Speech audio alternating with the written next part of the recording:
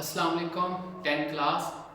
आज का जो हमारा टॉपिक है चैप्टर नंबर 2 में से वो है साउंड इंटेंसिटी लेवल कि साउंड का इंटेंसिटी लेवल कितना है। ठीक है, लेवल कहते हैं फ़र्क को। लेवल किसे कहते हैं? फ़र्क को। जैसे हमारे पास अगर जो मतलब इसे साउंड लेवल भी कहते हैं, इसको इंटेंसिटी लेवल भी कहते हैं। जैसे फॉर एग्जांपल एक लाउडनेस है वो बहुत ज़्यादा है, जैसे मैं क्लास में मैं बोल रहा हूँ तो मेरी लाउडनेस ज़्यादा है। अब कुछ बच्चे गॉसिप्स कर रहे हैं, उनकी लाउडनेस क्या है? कम है। तो वो उन दोनों का जो फ़र्क होता है ना, उसे कहते हैं साउंड लेवल। उसे कहते हैं साउंड लेवल। ये ऐसे कह लो जैसे एक आदमी है, उसके पास है, कहते हैं एक आदमी का लेवल होता है, ब्रांड होता है। जैसे एक आदमी है उसके पास है 1000 रुपया, अब एक और आदमी है उसके पास है 2000 रुपया। तो 2000 वाले का लेवल ज़्यादा है और 1000 वाले का लेवल कम है। तो एक का लेवल दूसरे के लेवल से कितना ज़्यादा है, मतलब उसका जो लेवल है वो कितना है। तो हम क्या करेंगे, 2000 ज़्यादा वाले में से कम वाले को माइनस करते हैं हमेशा फ़र्क करने के लिए। तो जब हम ज़्यादा वाले में से कम वाली को माइनस करेंगे तो हम 2000 में से 1000 बचा, बाकी बचा 1000, तो वो हमारा क्या होगा? लेवल आ जाएगा। ठीक है, तो इसी तरह आज हमने पढ़ना है साउंड का लेवल पढ़ना है। साउंड का लेवल जिसे हम इंटेंसिटी लेवल भी कहते हैं, हम उसकी बात करने वाले हैं। ठीक है, तो सबसे पहले जो हमारे पास आता है वो ये आता है, लास्ट इंटेंसिटी की डेफिनेशन में पढ़ा था कि जो मध्यम तरीन इंटेंसिटी होती है ना हमारी, फेंट इंटेंसिटी जो मध्यम तरीन होती है वो कितनी होती है? 10⁻⁻12 वाट पर मीटर स्क्वायर। कि हम कम से कम इंटेंसिटी जो हम सेंस कर सकते हैं, फील कर सकते हैं, वो इतनी होती है -12 वाट पर मीटर स्क्वायर, और ये फिक्स होती है। ठीक है ना। अब एक होती है ज्यादा इंटेंसिटी, मैक्सिमम कितनी होती है?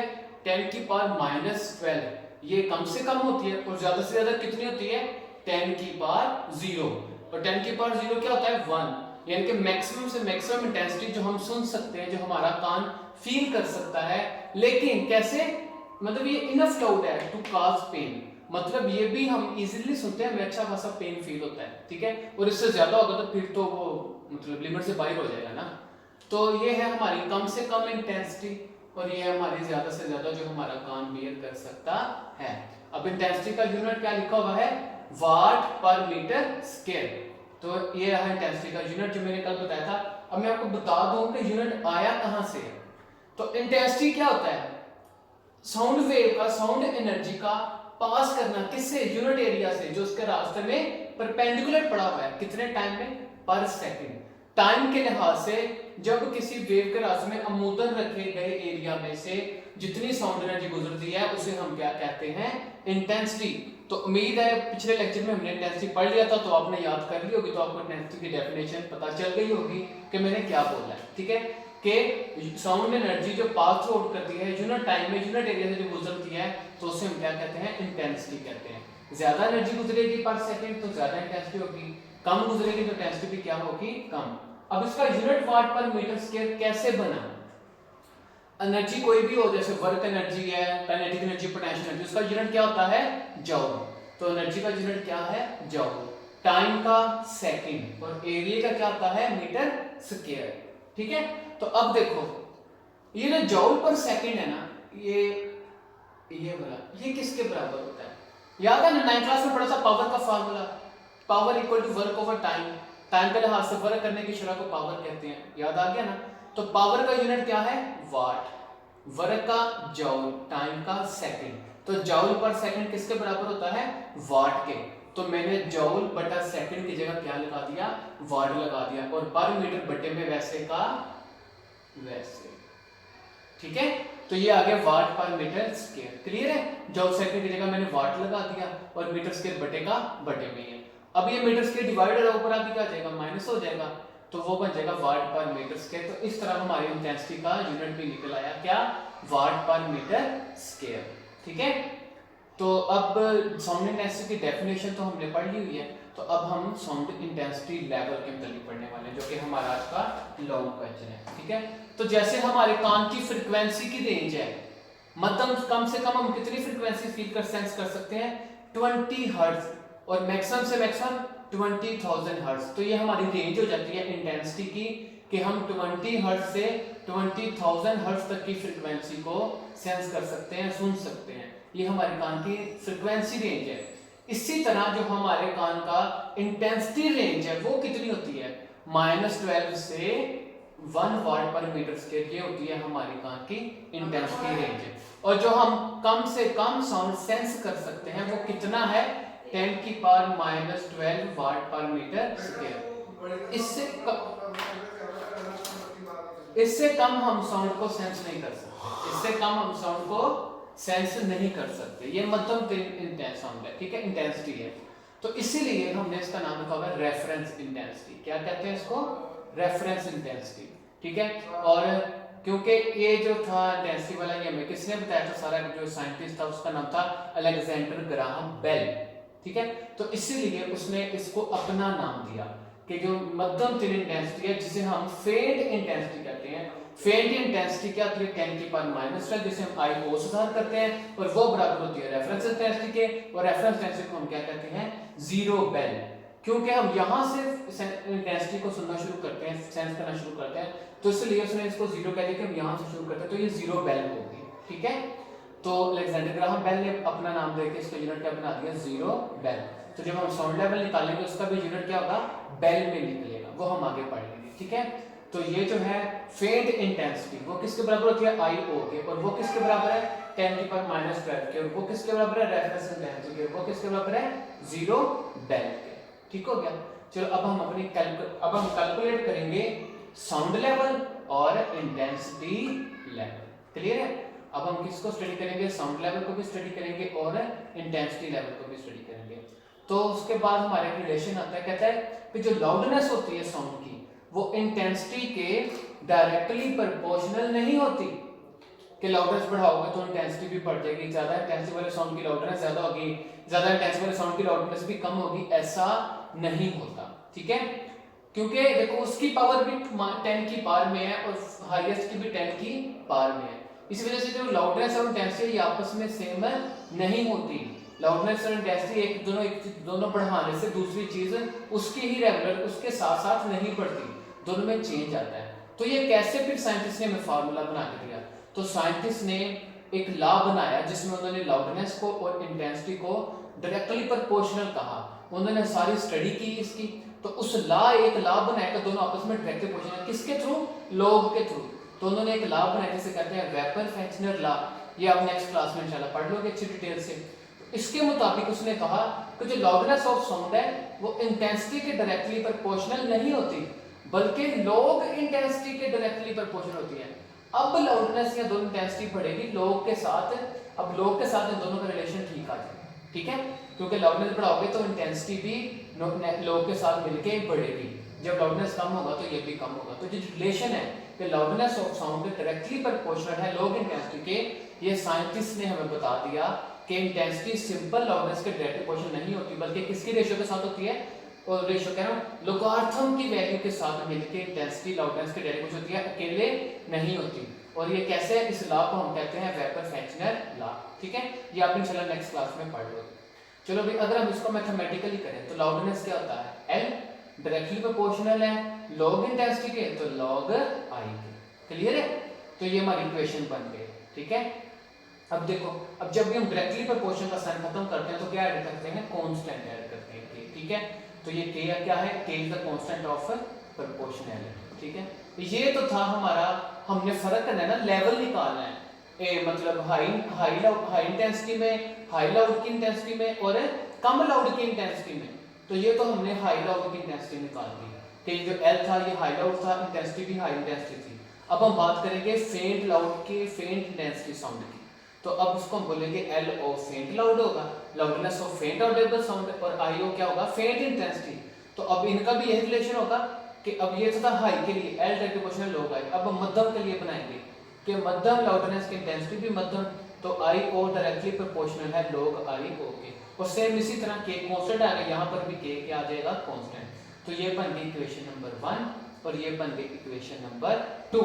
अब हम इन दोनों में क्या करेंगे, दोनों का फर्क निकालेंगे कि हाई साउंड लेवल में और लो साउंड लेवल में दोनों में कितना लेवल का फर्क है। तो वो बेसिकली जब भी हम डिफरेंस निकालते हैं तो हम क्या करते हैं, मोस्टली ज्यादा वाली में से कम वाली को माइनस कर देते हैं। तो जैसा कि सबको पता है ये फेंट लाउड और फेंट इंटेंसिटी है, तो ये कम वैल्यू वाला हो गया, ये ज़्यादा लाउड और ज़्यादा इंटेंस है तो ज़्यादा वैल्यू वाला हो गया, तो हम इसमें से इसको माइनस कर देंगे, मतलब 1 में से 2 को माइनस कर देंगे, तो हम लिखेंगे सब्ट्रैक्ट इक्वेशन 1 एंड इक्वेशन 2। तो इक्वेशन नंबर 1 में से इक्वेशन नंबर 2 को हम क्या कर देंगे, माइनस कर देंगे, सब्ट्रैक्ट कर देंगे, ठीक है। अब ये देखो subtract equation 1 and 2, equation number 1 को इक्वेशन नंबर 2 पे डिवाइड माइनस कर दिया। अब देखो ये इक्वेशन 1 है तो लेफ्ट वाली साइड लेफ्ट में जमा, तो ये क्या आ जाएगा L minus L O, L minus L कर दिया माइनस। अब L की वैल्यू क्या है, K log I, तो L की जगह क्या लगा दिया मैंने, K log I minus minus. अब LO की वैल्यू क्या है, K log IO, K log IO, तो मैंने यहां पर क्या लगा दिया, K log IO। क्लियर हो गया, ये अब इसका मैं सब्ट्रैक्ट कर लिया, तो ये हमारा L माइनस एल क्या निकल आएगा, साउंड लेवल निकल आएगा, क्योंकि दोनों में लेवल का फर्क आ गया ना, तो इसे कहते हैं साउंड लेवल, ठीक है। अब देखो अब K तो इन दोनों में से कॉमन आ जाएगा, तो अंदर क्या रह गया, log I minus log IO। अब आपने 9th क्लास में पढ़ा था log की प्रॉपर्टीज होती हैं, log की कुछ कि अगर log माइनस में है तो log के जो आगे वाली रकमें हैं वो डिवाइड हो जाती हैं, अगर प्लस है तो log के आगे वाली रकमें आपस में मल्टीप्लाई हो जाती हैं, ठीक है। लोग एक दफा लिखते हैं तो आगे वाली रकमों को मल्टीप्लाई कर देते हैं या डिवाइड कर देते हैं, ठीक है। अब माइनस था तो मैंने आगे वाली रकमों को डिवाइड कर दिया, अगर प्लस होता तो मैं आई और आई नोट को मल्टीप्लाई करता। तो ये 9th क्लास का याद आ गया ना आपको, प्रॉपर्टी होती है log की, ठीक है। तो देखो जी अब माइनस हो रहे थे तो log माइनस से आगे वाली रकमें डिवाइड हो जाती है, तो आई ओवर आई ओ, ये क्या हो गया, log डिवाइड हो गया। अगर प्लस होता तो मैं मल्टीप्लाई करता, ठीक है। अब देखो अब k क्या होता है, k कांस्टेंट होता है जिसकी वैल्यू होती है 1। k क्या होता है, कांस्टेंट होता है जिसकी वैल्यू क्या होती है 1, और जो साउंड लेवल है इसका यूनिट किस में होगा, बेल में, तो इसलिए हम बोलेंगे k की वैल्यू क्या है 1 बेल, क्योंकि अलेक्जेंडर ग्राहम बेल ने अपने नाम पे यूनिट दिया है, ठीक है। अब k की वैल्यू 1 बेल कैसे आ गई, k की वैल्यू 1 बेल कैसे आ गई, ये एक कंडीशन होती है, ये क्या होता है, एक खास कंडीशन होती है जिसके अंदर हम ये वाला यूनिट बनाते हैं कि k की वैल्यू किसके बराबर होती है 1 बेल के। वो कंडीशन क्या है, वो कहता है कि जो हमारा साउंड लेवल है, जो हमारा क्या है साउंड लेवल है, वो 1 बेल होता है। साउंड बेल का यूनिट क्या होगा, बेल होगा ना, साउंड लेवल का यूनिट बेल होगा। तो कहता है साउंड लेवल 1 बेल कब होगा, उसकी स्टेट कंडीशन क्या है, कब। देखो भाई ये तो है ज्यादा इंटेंसिटी वाला साउंड, ये है कम मध्यम इंटेंसिटी वाला, मध्यम इंटेंसिटी।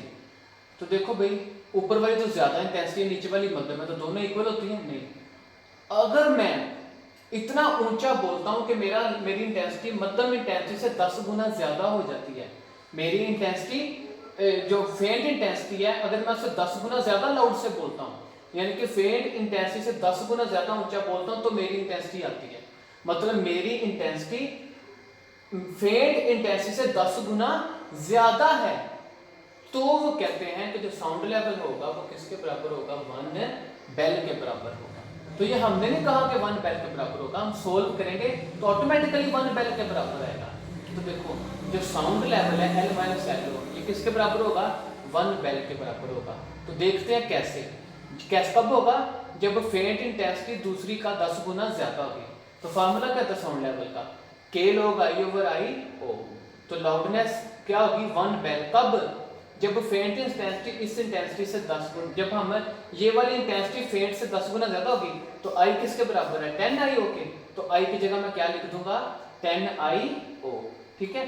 तो I O से कट देगा, बाकी क्या बचेगा log 10, और log 10 किसके इक्वल होता है 1 के, तो k क्या निकल आया 1 बेल। तो हाँ जी अब पता लग गया ना, एक खास कंडीशन है जिसके अंदर k की वैल्यू क्या होती है 1 बेल, और k की वैल्यू चेंज होगी अगर I और IO की रेशियो 10 की, इन दोनों की रेशियो 10 के इक्वल ना हो, यानी कि अगर ये वाली इंटेंसिटी इससे 10 गुना ज्यादा नहीं होगी तो I भी 1 नहीं होगा। तो I 1 कब होगा, जब फेंट इंटेंसिटी दूसरी इंटेंसिटी से कितने गुना ज्यादा होगी, 10 गुना ज्यादा होगी। तो हम देखो यहाँ पर 10 I लगा दिया, IO से कट गया, बाकी बचा log 10 1 के बराबर है, तो 1 बेल इक्वल टू k आ गया। तो अब पता लग गया k की जगह 1 बेल कैसे आ रहा है, क्लियर है। चलो अब हम क्या करने वाले हैं, अब हम आगे सोल्व करेंगे। तो के की जगह 1 लगा दिया, साथ बेल, तो बेल तो यूनिट था ना, तो यूनिट मैंने फार्मूले के एंड पे लिख दिया, ठीक है। तो साउंड लेवल का फार्मूला क्या बन गया, sound level equal to log I/I naught bel. ये रहा साउंड लेवल का फार्मूला, क्लियर है।